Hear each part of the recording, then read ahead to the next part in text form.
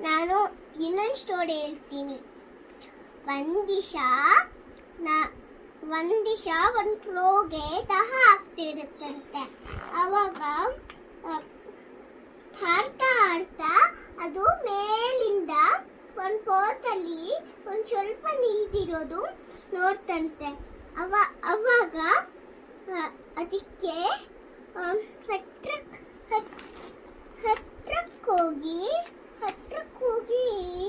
ಹತ್ರಕ್ಕೆ ಹೋಗಿ ಸ್ನಾನ್ಸ್ ಕುಡಿತಂತೆ. ಆದ್ರೂ ಆಗ್ಲಿಲ್ವಂತೆ. ಅದಕ್ಕೆ ಸ್ಟೋನ್ಸ್ ಎಲ್ಲ ಹಾಕಿದ್ರೆ ಮೇಲಕ್ಕೆ ಬಂತಂತೆ.